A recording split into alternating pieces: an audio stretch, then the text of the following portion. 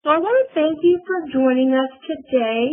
Um, my name is Meredith Carter. I serve as the Extension Program Specialist for 4-H Youth Development in District 11. And we really wanted to jump on today and give everybody an update of what food nutrition contests are going to look like this year, specifically Food Show and Food Challenge, and then we'll touch on the Family and Community Health Quiz Bowl resources that will be used this year also. And so as we walk through today, I'll just let you know we're going to cover Food Challenge first and then Food Show. And then at the end, I'll briefly touch on the Family and Community Health, the FCH Quiz Bowl that we have now in place of our Food and Nutrition Quiz Bowl. So just to give you some basics for Food Challenge, in case some of you don't know about Food Challenge consists of a team of 3 to 4 individuals. In District 11 specifically, we have 2 age divisions, and those age divisions are not allowed to mix. This is for qualifying reasons. Seniors can qualify to go on to state. Juniors and intermediates cannot. And so we combined junior and intermediate age divisions into one age division and call it the junior age division. This is a qualifying contest, and so each county is allowed to send 2 teams per age division, and so it's a maximum of 4 teams per county. This year, things will look a little different. So instead of giving them a couple of ingredients and a hint, they get 1 key ingredient and the name of their category. There are 4 categories. We have the main dish category, breads and cereal, fruits and vegetables, and nutritious snacks. The main change for this year, and I'm going to go over it in detail in the next couple of slides, is our pantry. And our pantry will now consist of a multitude of items for youth to create their dish. We do believe that the pantry, as it's designed moving forward, will allow for maximum creativity from youth. There is a 40 minutes allowed for prep time, 5 minutes for a presentation, and 3 minutes for Q&A from the judging panel. This year, the gadget of the year is the spiralizer. It's not an electronic spiralizer, but rather a handheld or a cranked spiralizer. And then this year for districts, you must enter on 4-H Connect to qualify for contests. So this year for the pantry, these are some of the biggest changes. The pantry is going to have a multitude of items. So for example, they are going to get 1 key ingredient. And so for the main dish category, it could be some chicken breast. It could be ground turkey, ground beef, something of the sort. And then they're required to go purchase at least 2 items from the pantry. And so this year we will have contest currency. All items will be priced in 50-cent increments. And then from there, they will devise a plan. So each team will get in their packet, in their resource packet, will get a pantry list or an item of the ingredients that are in the pantry. They must purchase 2 items from the pantry. 1 member per team will be allowed at the pantry, and they will be allowed unlimited trips to the pantry until they use their $7 allotment that they've been given. Spices and water will be free of charge, and so those will not be expense to the kids per se.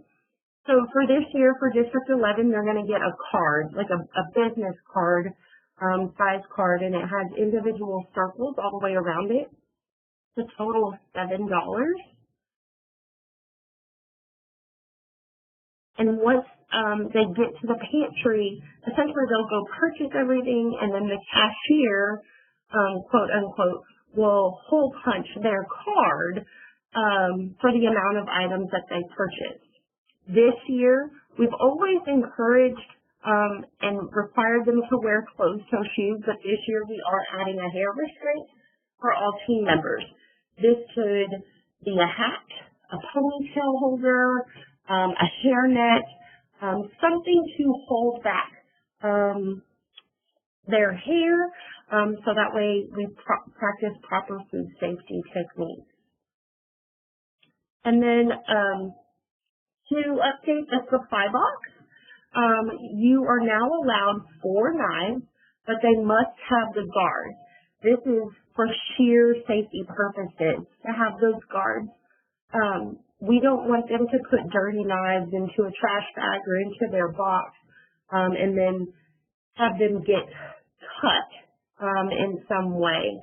They're now allowed 3 cutting boards and 2 spatulas. Just as an update, they are required to take out the melon baller. That was last year's item of the year or gadget of the year. And this year they will add in the handheld spiralizer. So this is a sample of what a pantry list or item, a pantry list will look like. And so you'll see on the right-hand side of the screen, there's going to be an item and then a quantity and how much it is for that quantity. And so we'll have a lot of that pre-portioned out for them to save time. But for the most part, things will be standard or enough for them to complete a meal. We will have 4 separate pantries, 1 per category, food category, and those categories will be color-coded. So, for instance, they will get on their table, they may have a red sheet of paper that says main dish with the key ingredient, and then the pantry table will have a red tablecloth. So they know that they're going to the right pantry to develop so that they can develop their recipe. It is highly encouraged that before they come to the pantry, they have worked with their team to develop what they need from the pantry, almost like creating a grocery list, like when you go to the store. So these are examples of the score sheets. There's not any major significant changes. We do believe that having the pantry the way it is now will help them grasp the cost analysis concept because things are going to be kind of on an easier playing field. So things will be in 50-cent increments. They'll know how much they're getting. And so it'll be easier for them to develop how much their recipe is as a whole, and then to break that down per serving. So all of these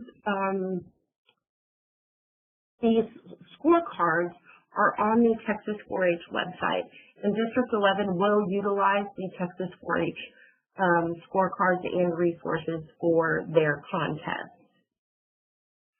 So these are some resources excuse me, that are available to assist you in helping coach your team for the Texas 4-H Food Challenge and District 11 4-H Food Challenge. Those websites have the rules and guidelines, and then if you go to the Texas 4-H website and go to the Food and Nutrition Project page, there are a whole list of resources there available for you.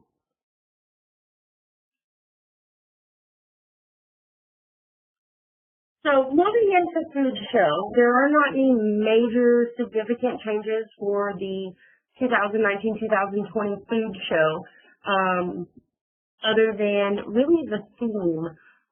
But this is an individual contest. There are 3 age divisions, juniors, intermediates, and seniors, according to our Texas 4-H rules and guidelines.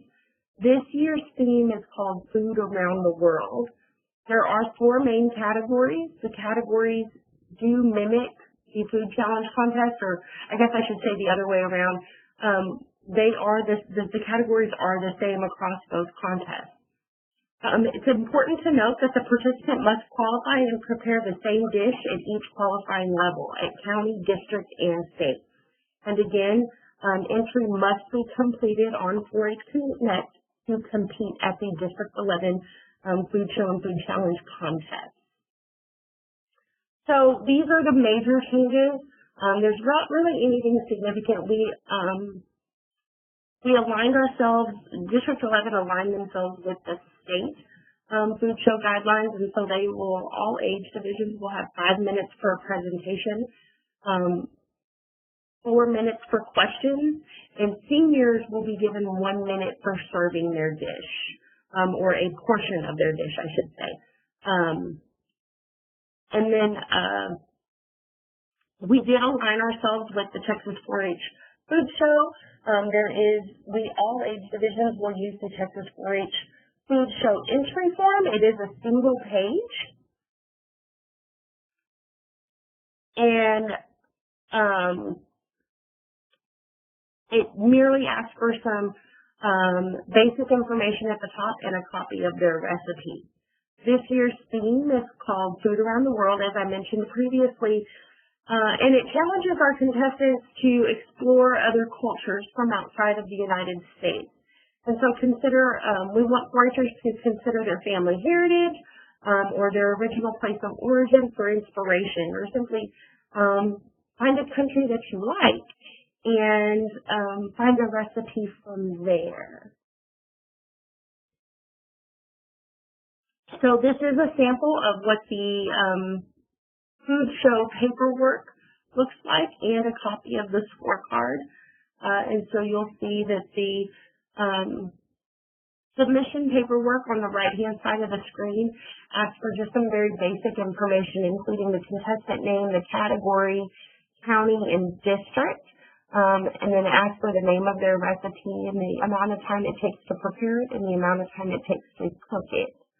And then you can walk through the objectives on the scorecard, which they will be asked about the theme, or they should include information about the theme, their knowledge of My Plate, their nutritional knowledge, how to prepare it, and then any food safety considerations and practices that they took into play or took into consideration. So for food show resources, we want you to, for District 11, we want you to look at the District 11 food show guidelines, and then you can also use the Texas 4-H food and nutrition guidelines and food show guidelines for additional help. To move into the FCH Quiz Bowl. That Quiz Bowl this year will consist of information from the Healthy Lifestyles Contest. So those categories will include food packaging, physical activity, e-cigarettes and vaping, and then the Consumer Decision Making Contest, along with the food and nutrition guide listed in the or food and nutrition resources listed in the in the Quiz Bowl study guide for this year. The Quiz Bowl rules will still remain the same, and so if you're interested in that, we encourage you to work with your county extension agent to prepare for that contest. So at this point, I am going to open it up for questions. And so, I have a question that says, during the heat, will they have the same category or different categories so they're not at the same pantry table? I'm assuming you're asking about different teams from the same county. We do not have heats at the district level, and so I can't answer that question on the state level, but you can check the state level resources for that answer. Yes, the Quiz Bowl study guide is updated, and those resources are listed on the Texas 4-H Quiz Bowl website. I'm sorry, the question was, Will the Quiz Bowl study guide be updated to include those healthy lifestyles information I mentioned? And yes, ma'am, it is updated.